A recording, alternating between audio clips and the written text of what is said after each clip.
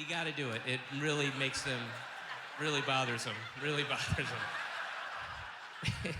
And just maybe add the clapping to it. Whee! And then, and also, yeah, they have them in DC, which I just did like last week, and it did the same thing there. And when I was in DC, and if you ever get a chance to go, it's the city itself is not. I mean, one thing that's cool about DC is like only good things come from there, and there's just decent people wherever you walk. And but the museums are amazing. They truly are. But the first thing I always do when I get to DC, and I did it this time as well, is I always go and pay my respects to the tomb of the unknown lobbyist.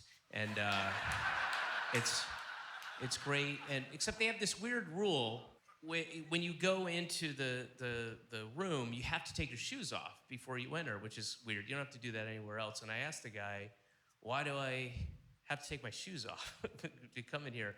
And he said, you have to be soulless to enter. And just so you know, this is not my set. I'm just sticking around. I'm saying hi. I don't want anybody to get, like, what, is it just this for a while? Yeah, the set's coming up. It's fucking awesome. It's 100% fresh, Rotten Tomatoes. You're going to love it. Everybody's been having a great time. It's great. I'm just warming up. So, you get to know me, I get to know you, that kind of thing. And but before I do get into the actual set, I do first want to address the tragic events that occurred, just to address them, acknowledge them, whatever. There's obviously nothing funny about it. The terrorist bombings were awful, and the terrorist bombings that took place at the 2020 Tokyo Olympics were awful. The loss of life was staggering, and they were terrible, but I believe you have to find a silver lining in everything.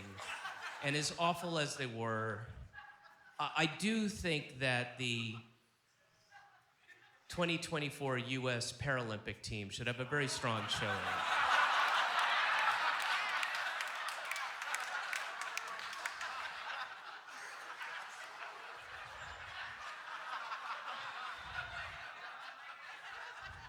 Too soon? Too soon? It's too soon.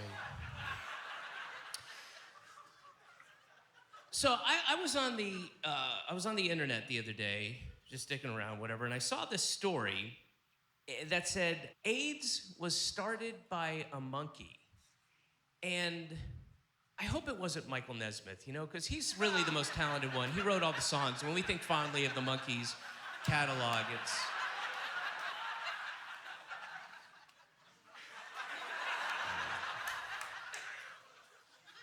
Too late. First joke was too soon. Second one was too late. Right. So I think I speak for everyone in this room here tonight when I say that I recently had a baby. And no, and you're right not to applaud. You are right not to applaud. I'm not being facetious. It's I don't know why people applaud that. And it happens roughly half of the shows, people applaud. And it always bothered me, even before I had a kid, that just, so I had a kid, yay! I haven't done anything applause-worthy yet, you know what I'm saying? I mean, I barely had anything to do with it in the first place. My wife had an affair.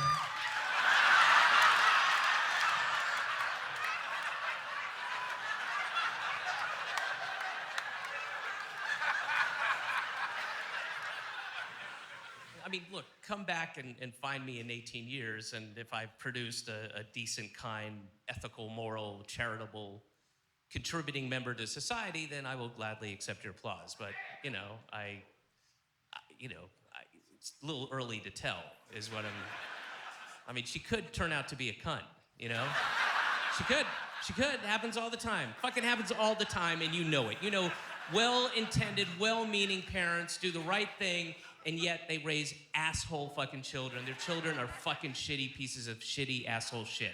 And And it happens, it happens. And I mean, obviously my wife and I are, we're not going to intentionally raise a TSA agent, but we could put in all the work and she still ends up being like kind of half Ann Coulter, half girl who killed her friend because of Slender Man. You don't know. You don't know. You can throw as many future feminist onesies on an infant, doesn't mean shit.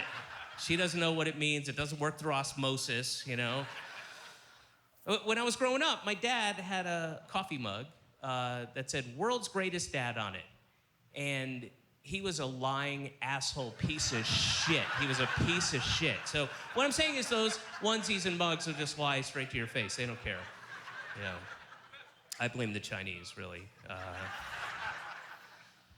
But, I am a first-time father, a long-time listener, and just to allay any fears, I'm not going to do an hour of dad jokes, all right? I'm not just, sometimes people, yes, exactly. You can feel the tension in the room right about that point where they're like, wait, he's not going to talk about having a kid for an hour, is he? And I'm not going to do that to you.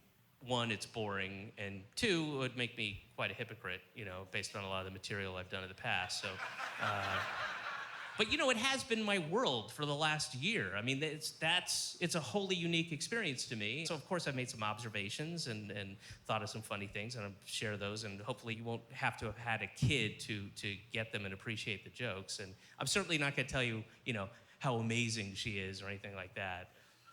But she is precocious, I will say that. She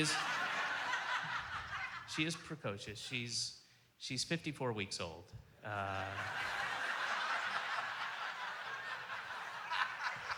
But if you see her, you'd be like, well, what is she, 62 weeks old? You're like, no, actually, no. She's actually, I know. Thank you, though. Thank you. No, I know. She's very mature for her age. She carries herself with or I carry her, but, she exudes the kind of maturity you don't often associate with 54 weeks.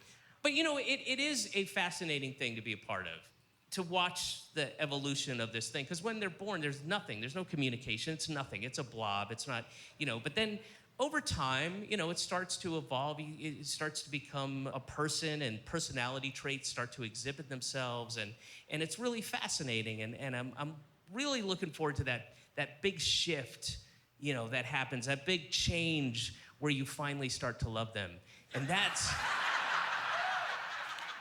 Well, hurry up with that part, please. When is it going to be worth it in any way, shape, or form? Please. But I am excited to meet her. I think that's going to be cool. I'm looking forward to that. That's going to be cool. I'm doing that thing, it's a very Brooklyn thing, where you don't meet your kid for the first 7 years, You keep them pure, you keep them away. So she's in a yurt in a bubble underwater, and we'll be there for 7 years. And then this way, I can't taint her with any of my straight, white, hetero, cis, normative maleness things. And I've also decided that I'm not going to teach her to use pronouns when referring to people. Yes, no he's or she's, but everybody will be they, And not necessarily so that she'll be progressive about sexual and gender identity, but so that she'll fail English. So... Oh, she said her first word the other day. That's pretty cool. That's a milestone that, you can't help but be proud of. She said Pyongyang, which is pretty cool, up on current events. No, she doesn't talk, but she does that kind of monosyllabic noises, a lot of just sort of like pa, pa, ta, ta, ka, cha, sha, pa, ka, ka, that kind of thing, which is really kind of cute and endearing most of the time, but really quite the opposite early in the morning when she first wakes up and it's like 6:30 in the morning and I'm completely out of it and I got to change her diaper and then I got to go downstairs and get the mug out of the thing and fill it with water and put it in the microwave and get the thing, because I'm holding her with my left arm, and her mouth is right here. It's literally right here. Her mouth is right here, and I'm doing all this stuff, and getting the milk ready, and getting my dog's medicines and food together, and doing all this stuff, and it's dark, and it's again, I'm just groggy and out of it, and and I'm doing this by myself. I'm there by myself because my wife is off in L.A. or San Francisco or Chicago or somewhere, smashing the patriarchy, and then the irony is not lost on me. It's not lost on what is currently taking place. And anyway, so I'm getting all that stuff together, and as I said, it's dark, and the whole time I'm doing that, she's sitting there in my ear just going, pa, pa, ta, cha, cha, cha, cha, cha, cha. And it's like I've got my own personalized 80s horror movie soundtrack playing. Like, stop it.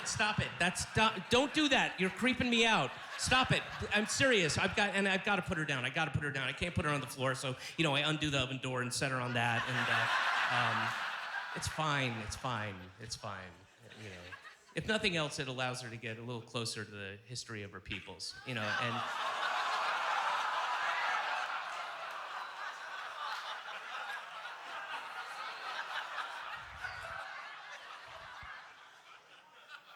her great-grandfather built ovens.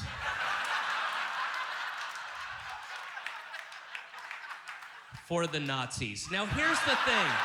He got out, Asheville. He got out, you judgmental fuck. So don't, seriously. But we have to, her 1-year physical is coming up. We have to take her for a 1-year physical, which every one of my friends with kids, which is a lot of them, have all said the same thing.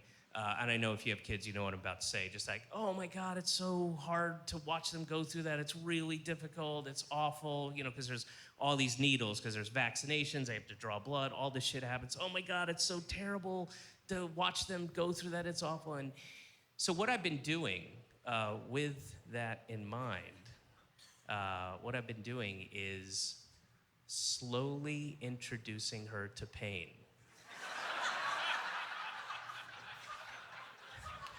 Yeah. But I'm having a clown do it, so it's fun, Yeah. And so we are taking her in for a 1-year physical, which means obviously my wife and I have had the big discussion, and we have decided to let her live. And I'm gonna drill that into her head. I'm gonna tell her that repeatedly. Every day, I'm gonna make sure she knows that. Because when she's like 5 years old and she's having a tantrum, I want her to be able to repeat that out loud in a public place so that she knows it, and we're at the airport and we gotta get on the flight and she's having a tantrum. Like, hey, stop it. Hey, what did Daddy tell you? What did Daddy tell you? You let me live? Yeah, that's right, exactly. Not like the others? Yeah, exactly. Now, come on, we gotta get on the plane. Come on, seriously. You wanna go meet your sister or brother? I don't know, we never found out. Let's go. Let's go.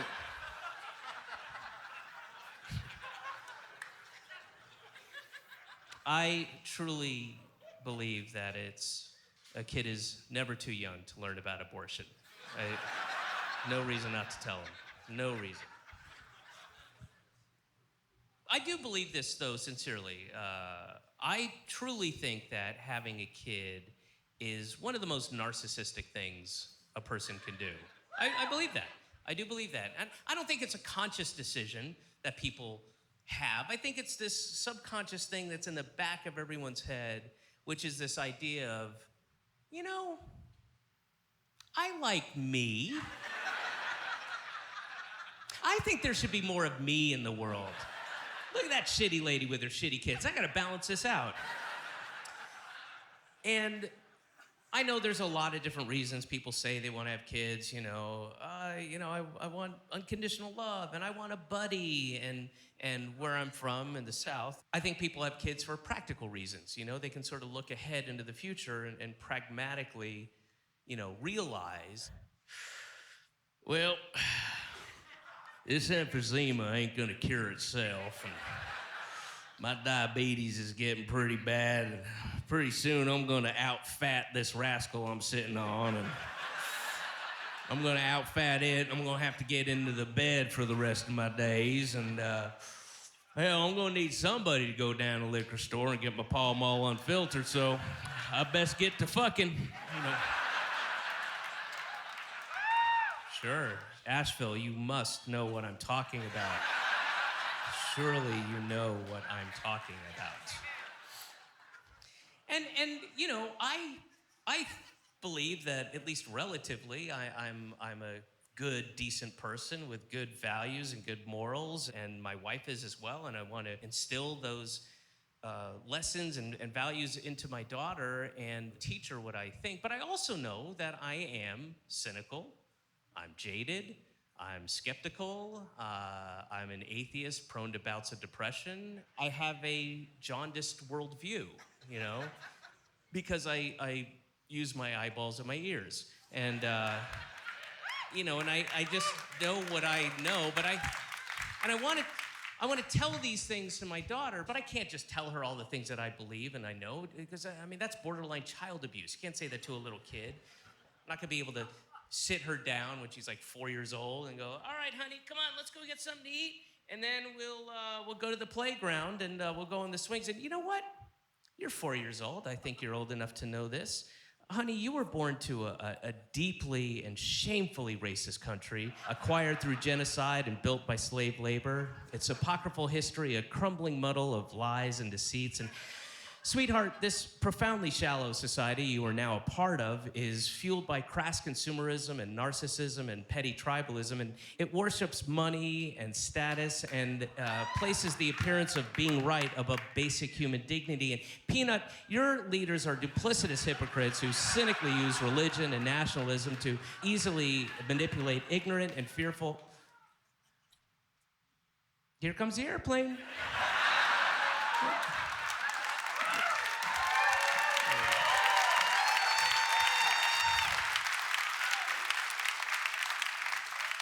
That shit's not up for debate, you know, but I can't just tell her that stuff. But there are things I want her to know that I think are important for her to know as she tries to navigate her way through this awful, awful world we're giving her.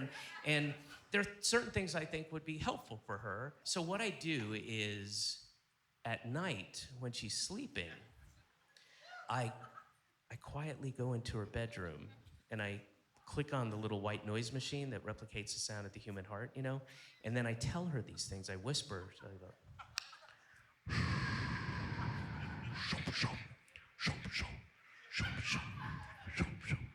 Marlo, there is no God.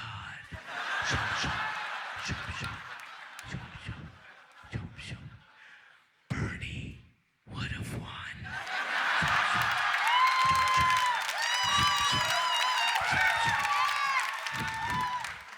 Sometimes feminists can be their own worst enemies. You know, things are important that will be helpful for her as she goes through this life, especially if she's going to be raised in part by my wife and I. My wife is a staunch, very vocal feminist, meaning she won't shut the fuck up about it. And she's an amazing woman doing amazing work, and she's really incredible. And we're different people, you know, basically. And we had very different upbringings, you know. She comes from a loving family. So, and, you know, I had a pretty shitty childhood in Roswell, Georgia, and she's from Santa Monica, born and raised Santa Monica, California, and I which I can't stand. I don't like Santa Monica. I have a general dislike for LA, but if I had a laser focus on a place, it's fucking Santa Monica that I hate. I can deal with the rest of LA. Santa Monica fucking bugs me, and it drives me up a wall because it's got all this faux progressive bullshit. They act like they're so progressive and liberal and advanced, and they're not. They're not progressive. They act like they're so diverse. They're not diverse. Santa Monica? No. The most diversity you'll see in Santa Monica is the lettuce selection at the Whole Foods salad bar. That's it. You know, it's just varying degrees of pale to tan. That's how diverse it gets over there. And then mixed with that is this weird aggro bullshit beach vibe that everybody, you know, Venice and Santa Monica has, where it's like, you know, you walk into the coffee place and there's always some like sunburnt dude in a Sarapa and a three-legged pit bull playing, you know, Coldplay on a ukulele, and you truly can't tell if he's homeless or a dot-com millionaire. You have no fucking clue. You don't know. You don't know. And you're walking by and the guy's like, you know, hey bro, why don't you smile? Don't cost nothing. Like, fuck you, and that dumb hippie bullshit. Oh. And that's like your experience 60% of your waking hours at Santa Monica and Venice. And I remember being a kid, you know, being a young boy in Roswell and going home from school, cutting through the woods to go to the apartment complex I lived in and getting jumped and beat up by some kids and, you know, yelling anti-Semitic shit. And I remember laying on the ground, you know, getting beat up and thinking, well, at least I'm not in Santa Monica. So, you know, even as a child, one thing that my wife for years tried to get us to do, for years, was to go for a couples colonic. Yeah. And I was pretty naive and ignorant as to exactly what took place during a couples colonic, but I knew enough to say, fuck no. No thank you. That does not sound good at all, at all. And she just insisted, and it was a war of attrition, and after years, she wore me down. I finally said, yes, all right, fine, we'll go. And in her defense, she was saying like, oh, it'll be fun, it'll be funny, you'll get a bit out of it.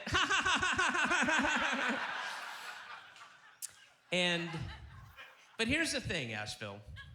She truly thought that at this couples colonic, she really believed this, that we were going to be in a room, together on a bed, you know, holding each other's hands, looking each other in the eyes.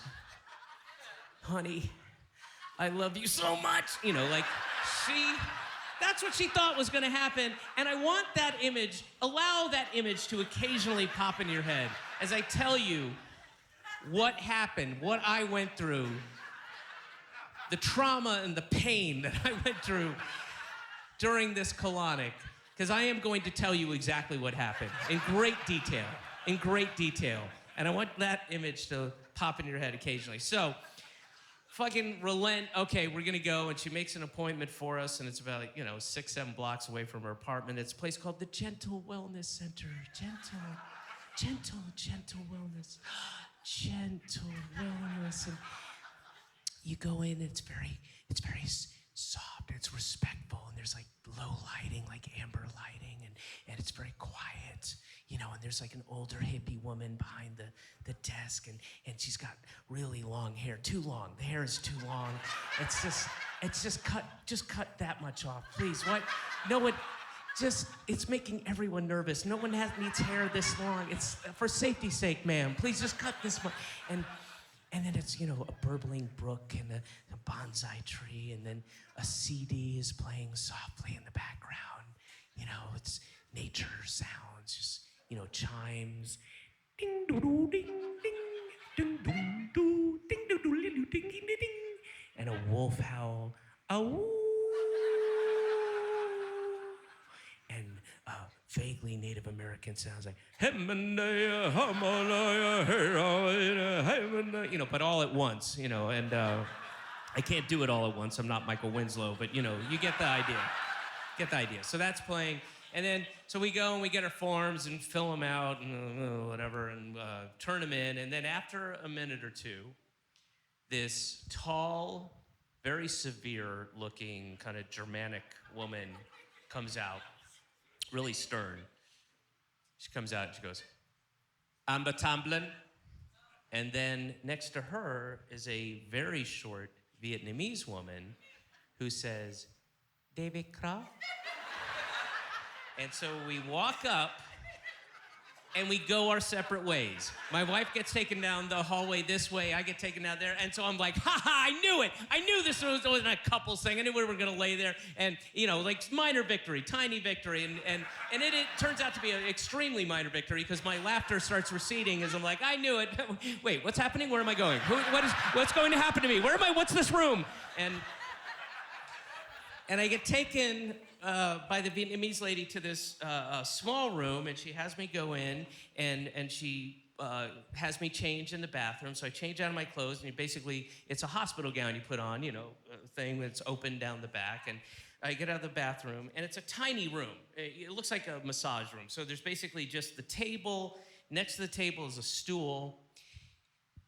And at the foot of this, it's not a table, it's a bed, like, whatever. And at the foot of the bed is this crystal clear, pristine, spotless, acrylic, rectangular box, right?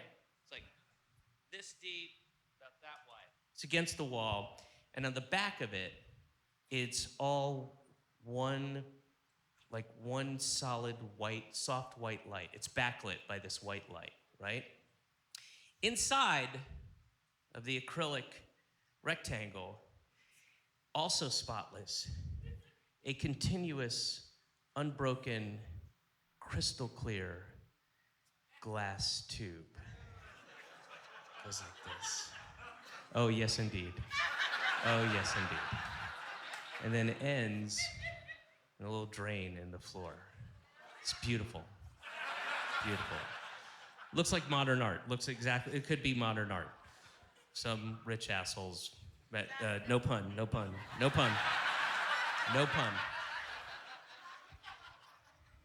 Emanating from the top of the rectangular box, sealed off, is a hose, and this goes into the tube, is a rubber hose, comes out, coils around on the floor, ends on the bed. At the end of the tube is roughly about a 7-8 inch plastic phallus with a hole at the end. So I come out of the room. She has me get on the bed, and she's on the stool, so her head's right here, and she's holding the phallus end of the hose, and she's just holding it like this, and I don't. She's not gesturing with it. She's just holding it expectantly, and I'm like, I don't.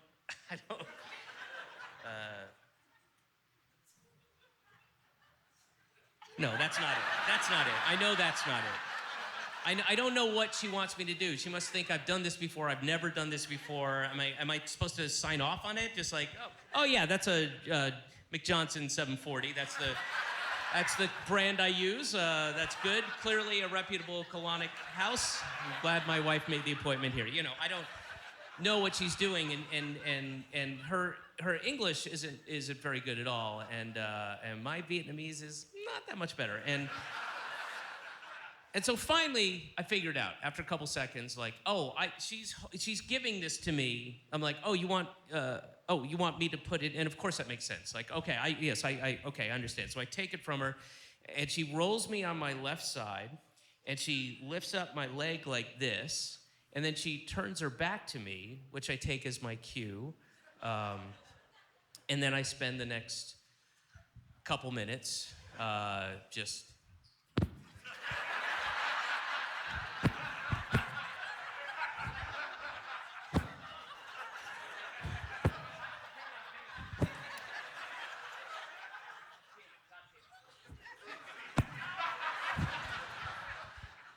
And then finally I get it in. After what feels like 5 minutes, I finally get it in there. And also, apologies to whoever's using this mic again. I don't know who's here tomorrow, or is it Cosmic Charlie? It is. Cosmic Charlie is here next. They're a Grateful Dead cover band.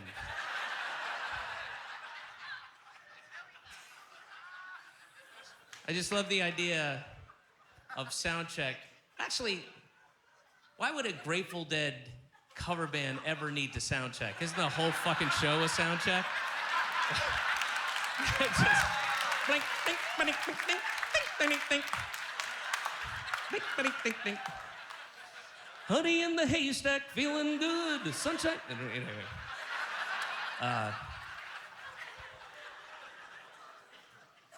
I do love the idea, though, that there'd be a band doing sound check, you know, going, all right, guys, you ready? All right? All right. Alibaba, is that enough? All right, do you have your shoes off enough? All right, you good? All right. Tater, you got your nose harmonica? All right, ready to go? Okay. Ready? 1, 2, 1, 2, 3, 4. Hey, banker man, don't tell me when I can withdraw my money. Wait, hold up. Stop.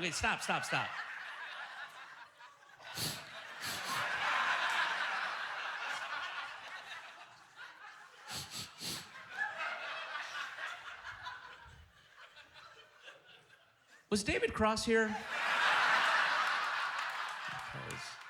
What was I talking about?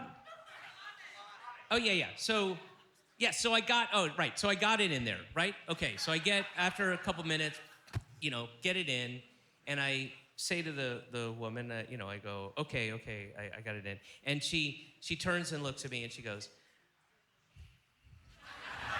I'm like, really? Okay, I got it. Okay. And so I go to do it again, get it in there, and I'll spare you that. I won't do that all again. But and she was right.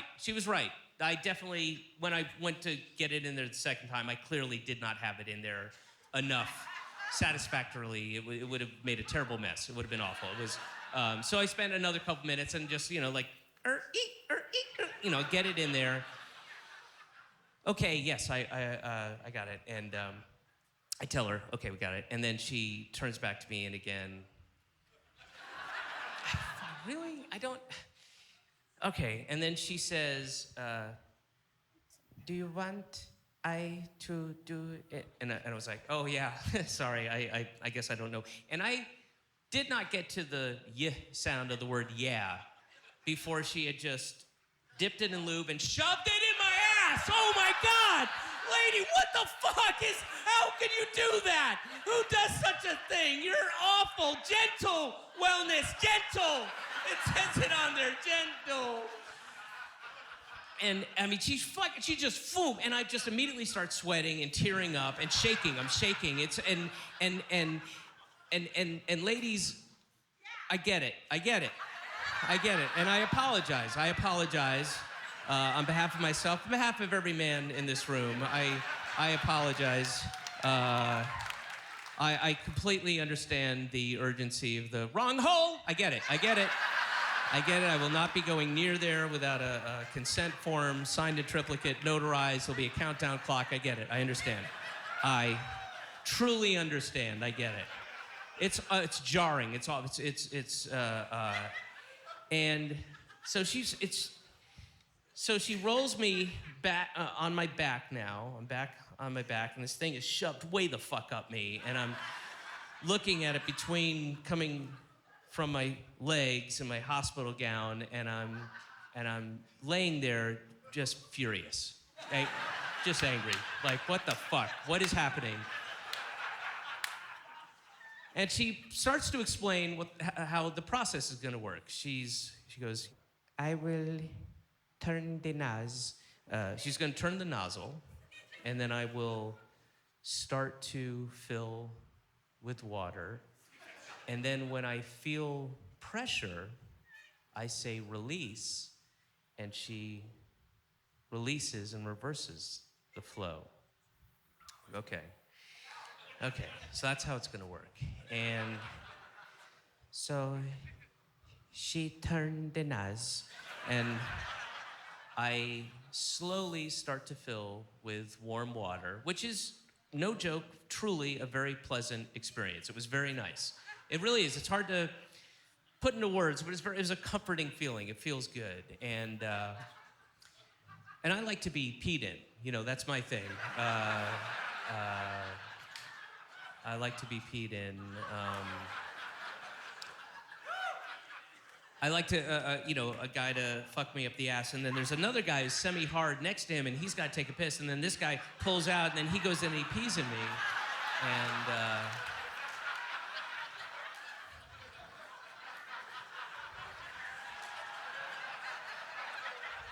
it's called the San Francisco Gold Rush, and it is...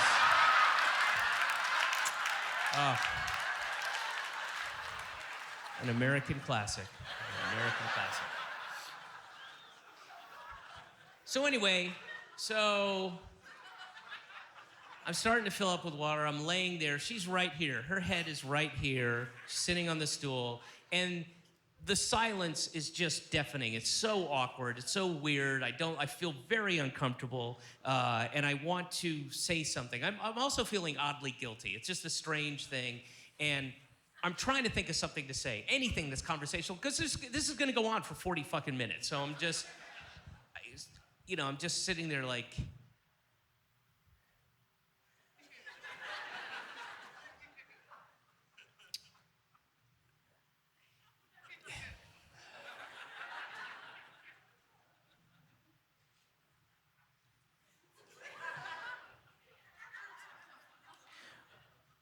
When...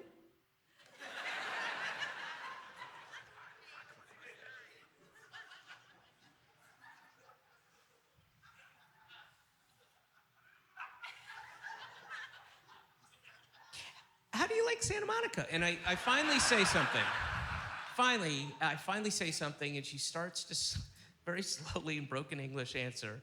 And as soon as she starts to answer, and I cannot underscore this enough, there was nothing gradual about it. It was 0 to 60. It was instantaneous. She's like, well, like, release, screaming, release! And the pressure was insane. It felt like I was going to rip apart and that the fucking alien baby was in there waterboarding me, and I'm screaming, release! And she undoes it, and I'm screaming, and I'm sweating and crying, and she's doing this, and then she compliments me on my release. She did. I swear to God, she said, very nice release, Mr. Krause. And it's all, it's coming out and going down the tubes, and it's like you're giving birth. And she says, do you want to see? And I'm like, sure, okay. And she lifts my head on the pillow, and I'm like looking at this like, oh, my babies, my shit babies. Oh, be free, my shit babies. You go to a better place. And so that happens repeatedly for like the next 40 minutes.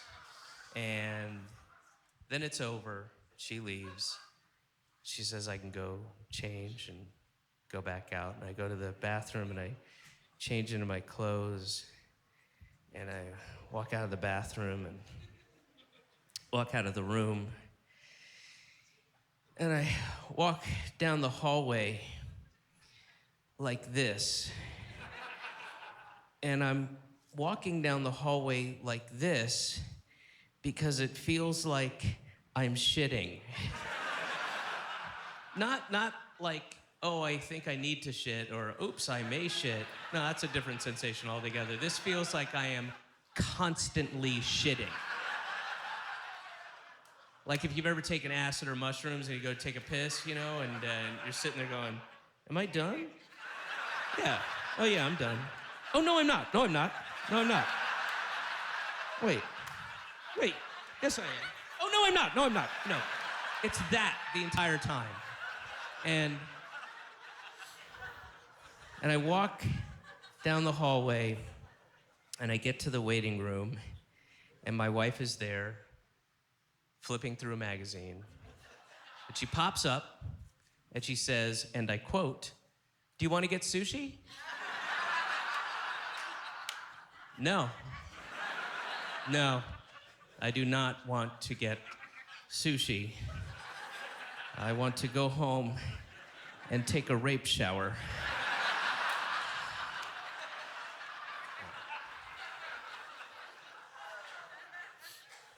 And speaking of taking a rape shower, I am starting to regret my vote for Trump. I know. You guys, I know. I was like you. It'll be fun. It'll be funny. Burn it down. Burn the Constitution down.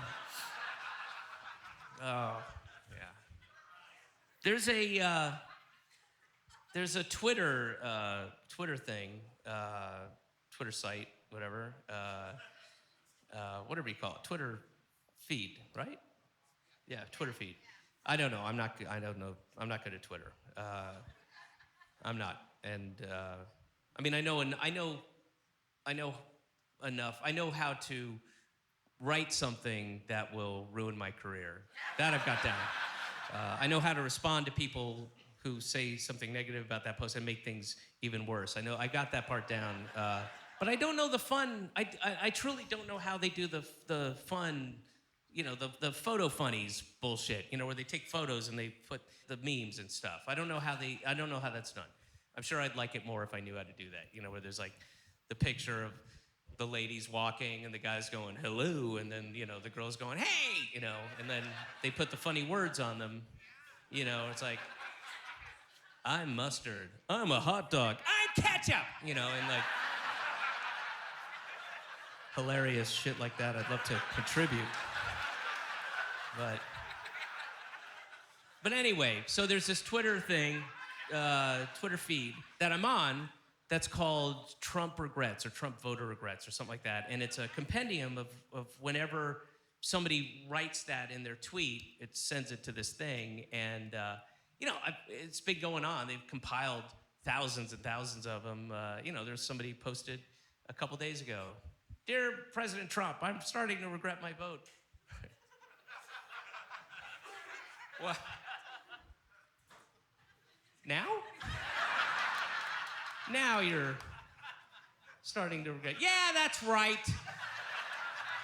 I mean, I was fine in the beginning. I can overlook, and I'm okay with the blatant racism and the crass sexism and the deranged narcissism and pandering to Nazis and supporting pedophiles and proudly bragging about being a sexual predator and paying your mistress to have an abortion and openly cheating your employees and mocking the disabled and praising murderous dictators and the constant pathological lying, the petty vindictive cruelty, the staggering ineptitude, the unapologetic corruption, the nepotism, the mob ties, the calculated mendacity, ignorance as to how American government works, encouraging violence against those that question your authority, the theft of our tax dollars to pay off your mountain of debt and or go golfing. Did I mention the relentless lying? You're a liar.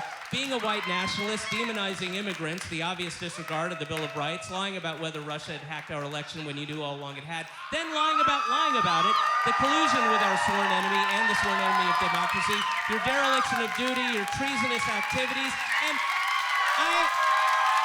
I was with you when you cheated.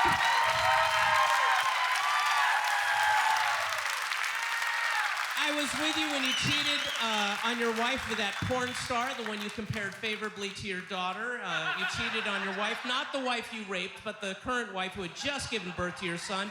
And of course, I was with you when we found out you cheated with the Playboy Playmate, the one you compared favorably to your daughter, not with the wife you have now, but the second wife whose kid you ignore. And of course, I was with you, President Trump, when you took the babies away. You took infants breastfeeding, literally breastfeeding from their mothers and fathers, families who had made this arduous trek to come here and seek asylum. They just wanted to seek asylum.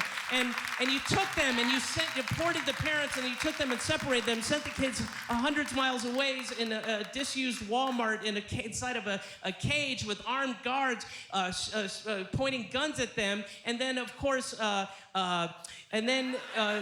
thus ensuring the private prison contractors Core Civic and Geo Group, who donated heavily to you, can get paid their collective $4 billion in profit. As those toddlers sob and whimper in absolute terror, traumatized for life, of course I was with you with that. But this last omnibus spending bill is where I draw the line.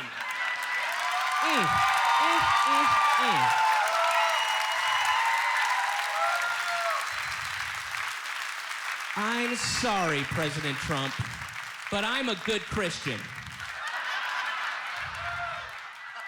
I'm a good Christian, and I can't tolerate that last spending bill. I have to rewrite this thing almost daily, and that's why I can't memorize it. This is new. This is a couple days old. The Core Civic and Geo group found that out 3 days ago. And I wonder if there were any people in Germany in the early 40s who were like, I am really starting to regret my vote for Hitler. I mean, I was with him in the beginning, but come on. 6 million Jews? 1 million I could see. 2 million, okay, but sorry, 6 million, I'm sorry, Mr. Hitler, but I'm a good Christian, so. And I'm not comparing Trump voters to Nazis, okay? No, I'm not. I'm comparing Trump voters to the German people who voted for the Nazi Party. There's a difference. See if you can find it. I think about this world that we're giving to my daughter. I think about it daily. I think about it hourly. I've got a new kid. There's a sense of urgency now. And as admittedly cool and interesting as it's going to be for her in the future when she's older to be able to say, well, I lived in the prequel to The Handmaid's Tale. I just don't think it's a good trade-off. And, I do a lot of press for these shows, and there seems to be a general misconception that people have where people will be like, boy, I know Trump sucks, but he must be the gift that keeps on giving for a comic, huh? No, it's quite the opposite. For a couple reasons. One is there's no reveal, There's no, there's no joking made like, well, look who turned out to be a real dick, The guy, he is who he is. He was always that person. He's always an awful, reprehensible, shitty con man. You can't make fun of you can't do a Trump bit, in other words, like that. I had a bit when he said the shithole countries thing. That was pretty good. He made a point. It was like 3 minutes long. And then, about 14 days later, people are like, what are you talking about? That happened 6 years ago, right? Because there's no permanence to it.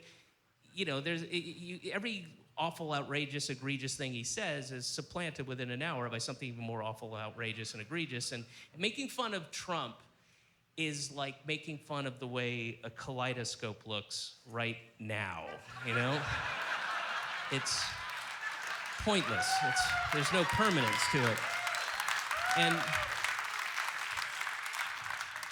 I know there's a lot of speculation as to, how will Trump leave office, Will he serve out a full term, or will he be forced to resign in shame, or will he serve out 2 full terms, or 3 or 4 at the rate we're going? Or will he be arrested and sent to federal prison for treason?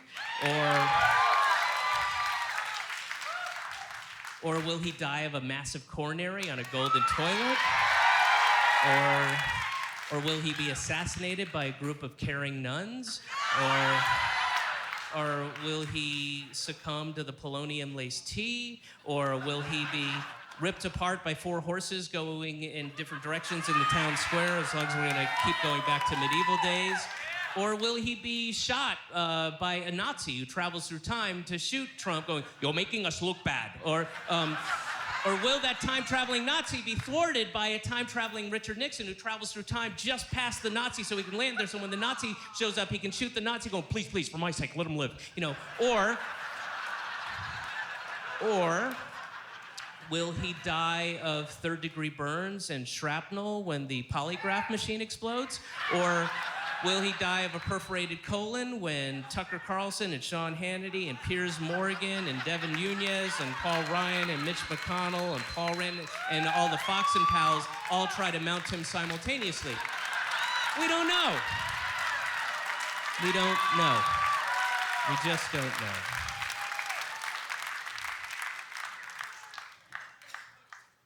And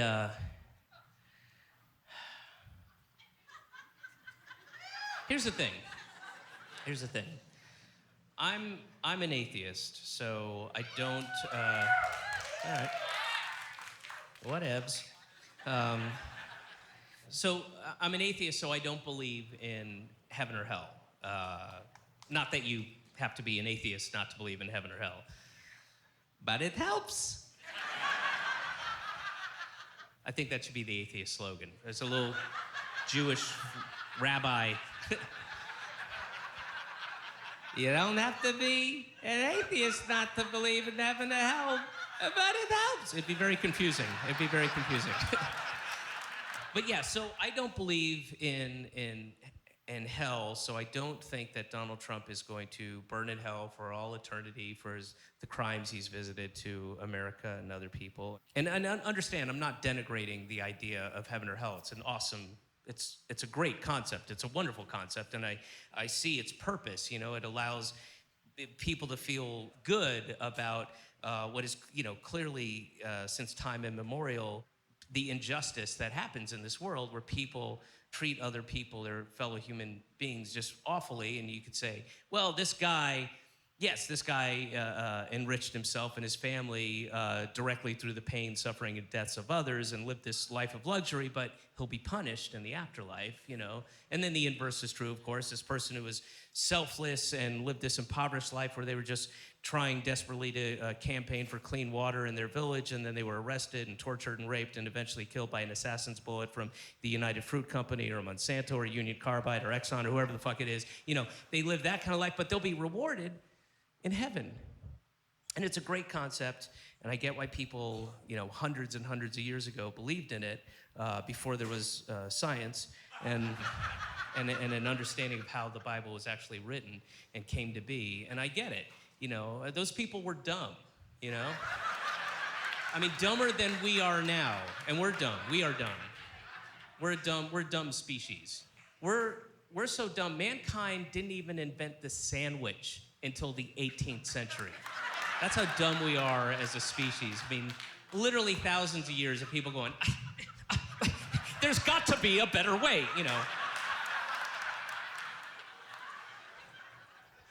And, but anyway, yes, I'm saying it's a great idea, a great concept, and I wish, I just can't believe in it because, I'm not a child. So because I don't believe in hell, and I don't believe, and I hope I'm wrong, but I don't believe he's going to go to jail. I think he's guilty. It's monumentally guilty. But I don't think he's going to go to jail because I think that is going to be part of the grand bargain that America will make with him, because we'll be so psychically scarred after however many years of Trump we have that we're just going to go just go away. We won't put you in jail. Just go the fuck away. Just go away. Leave us alone. Don't tweet. Don't talk. Don't appear on TV. Go away. Get out of here. And we won't put you in. In fact, we got you an island. We got you your own island, and it's great. And everybody chipped in. Canada, Mexico, the EU, everybody chipped in, and it's great. You're going to love it, Donald. It is beautiful. You can do whatever you want there. Have as much Diet Coke and McDonald's and fuck other men's wives as you want. It's going to be great.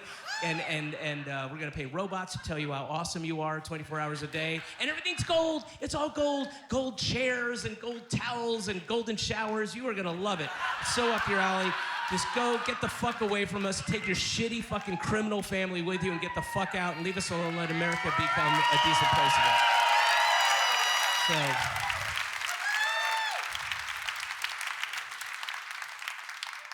So because I don't think he'll be punished, because I think he will get away with it, all I have really is this fantasy that I'm going to share with you, my Trump fantasy. And it's actually viable. We could make it happen. We could make it work if we wanted to. And for the sake of the rest of this bit, just for the next few minutes, I'm going to assume, and I'm probably wrong, but I'm going to assume that everyone in this building wants to get rid of Donald Trump as soon as humanly possible. All right. So if that's the case, that means you have to vote for whoever the Democratic candidate is in 2020. A bitter pill to swallow, but you have to do it. I've done it myself, and it sucks because, Democrats suck as well. They suck, but they're not evil. They're not fucking evil. And so you have to do that. And also, please don't pipe up in the middle and go, actually, David, I'm in the DSA, and we are going to nominate a used copy of Manufacturing Consent to be president. Because we think that'd be a better candidate than two corporate shills. All right, yeah, great. I'm in the DSA as well. I share your philosophies, but let's be realistic and let's take those little fantasies, put them in a Ziploc bag. We'll put them in the freezer. We'll get them out after 2020 when America becomes a viable place to live again if you're not white. So, all the Democrats get together and secretly pick a candidate for President of the United States who's truly a badass motherfucker, like a true hard guy, a real, somebody who's very vocally anti-Trump, somebody, and again, an honest son of a bitch, tough motherfucker, and I'm suggesting Ron Perlman, all right? So Ron Perlman is the candidate for President of the United States. And because we all learned in school, like through movies and TV shows and books, how to deal with a bully. We understand how to deal with a bully, and that's what Trump is. So we get this fucking badass motherfucker, tough guy, Ron Perlman. He runs for president, and then his vice presidential pick is the person we really want to be president.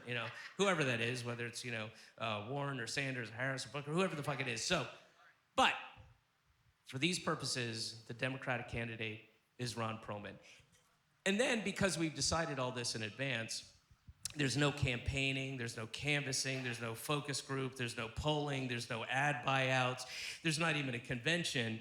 And then we take the literally tens of billions and billions and billions and billions of dollars we'd save doing that, and we actually pay teachers a decent wage, and we feed kids who are hungry, and we help with the homeless, we help our veterans, and we take all the money that the Republicans took away and gave to themselves, and then we put it back and actually do some good with it. Some social work, some socialistic work, you might call it.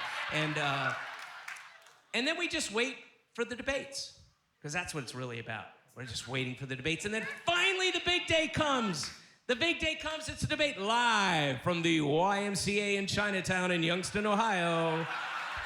It's the whatever it is, debates for the presidency, sponsored by the Daughters of the Confederacy and My Pillow. Now, please welcome to the stage, President of the United States, Donald Trump.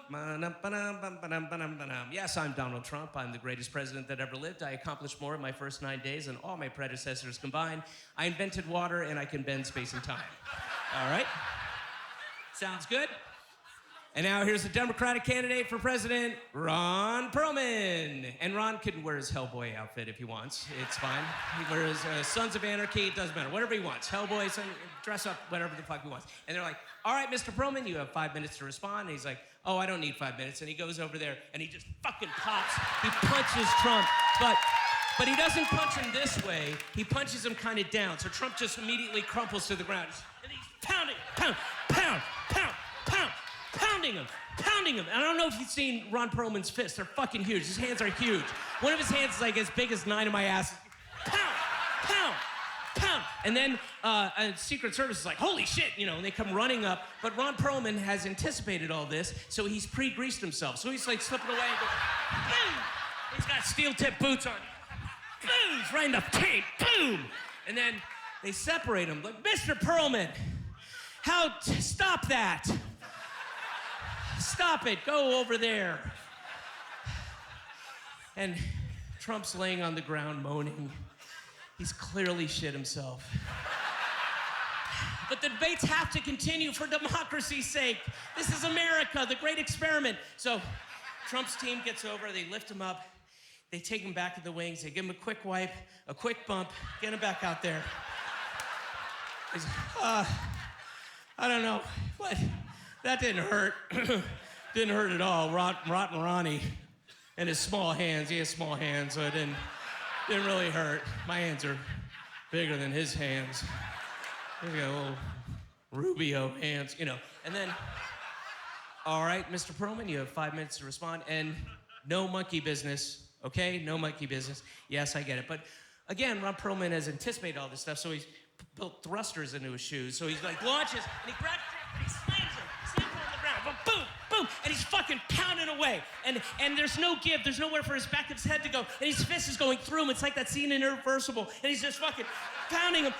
And Trump is just made of rotten, congealed, racist flesh. And he's just so bits of esophagus and bloody cheek are coming up. And then Secret Service is like, holy shit, and they get him. And they take him out like, stop it, Mr. Perlman. That's enough. That is enough. Go to the green room. You've upset a handful of people. Now stop it.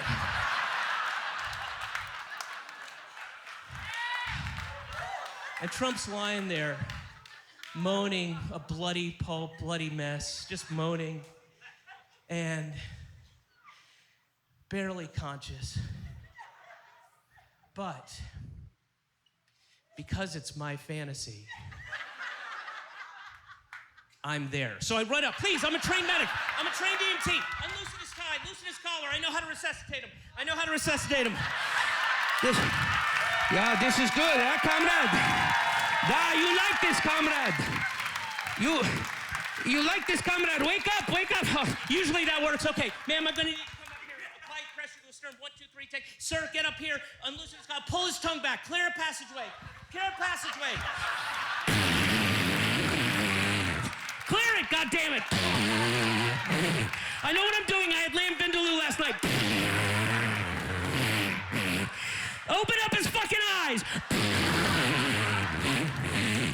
Nice release, Mr. Cross. Thank you very much.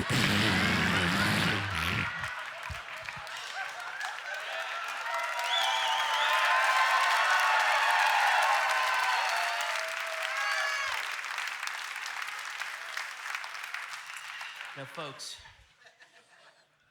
I know that bit isn't particularly clever. It's not erudite. In fact, it's crass and it's disrespectful. But it makes me feel really good. And that's all I got in this shithole country. Thank you, Asheville. Thank you guys so much. Thank you for being a part of this. Thank you guys. Thank you guys so much.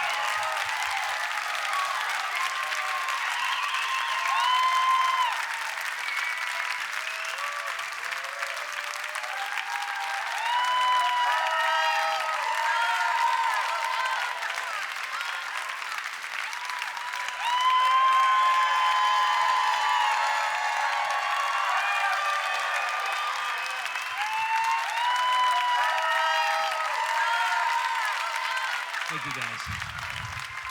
Thank you guys. I did not say sit down. So obviously I was making all that stuff up about having a kid. I don't have a kid. No. Guys, no. I do not have a kid. No, thank you. Before I go, I want to leave you with this one last story. And it's a story, all true, about what I think is a rare opportunity that one could have to find out who they are, what they're made of. And that this is a story about my opportunity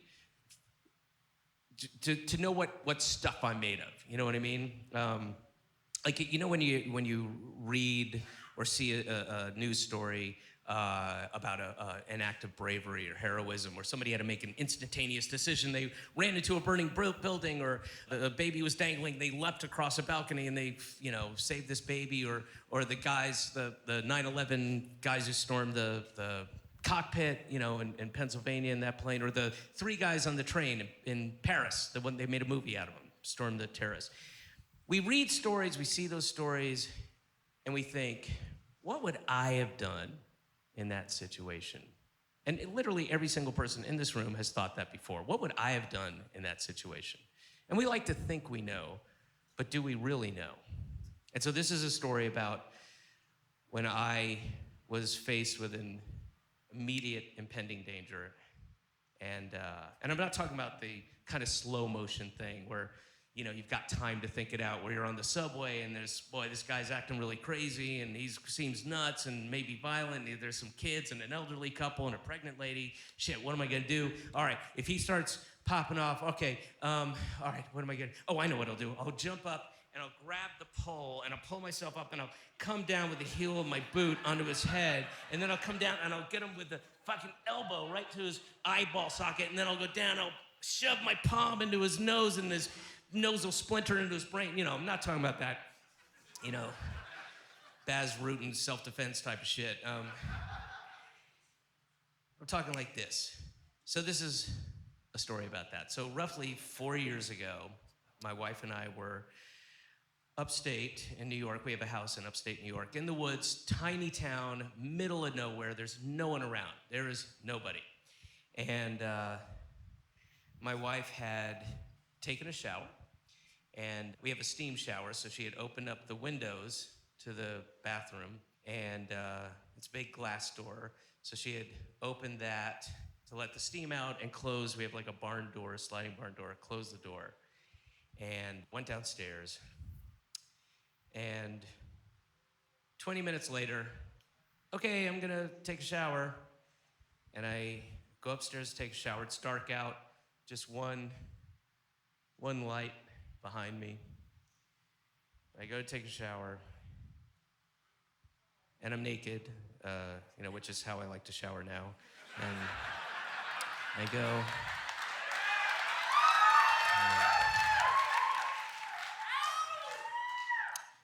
and I open the door. It's a small bathroom. Open the door to go take a shower, and there's a guy coming at me.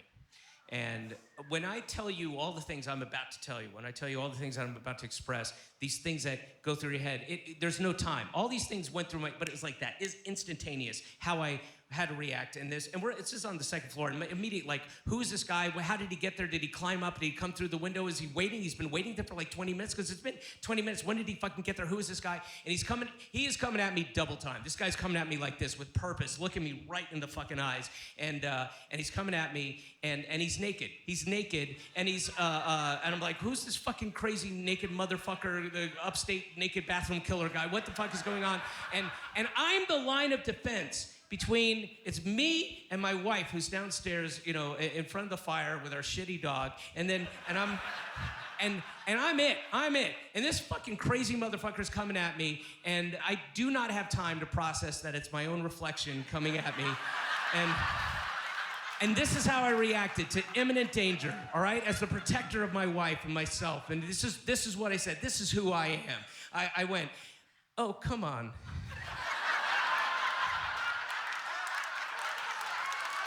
Oh, come on?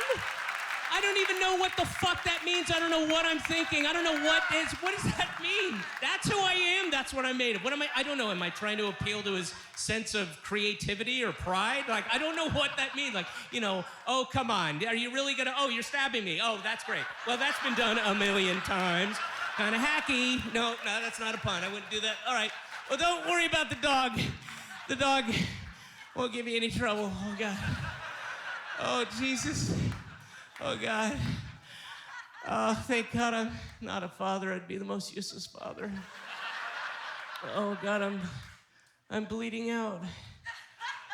This is it. This is it. Well, at least I'm not in Santa Monica. All right, Asheville. All right. Thank you, guys. Thank you, guys.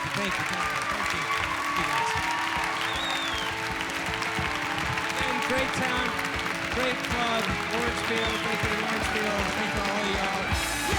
That's awesome.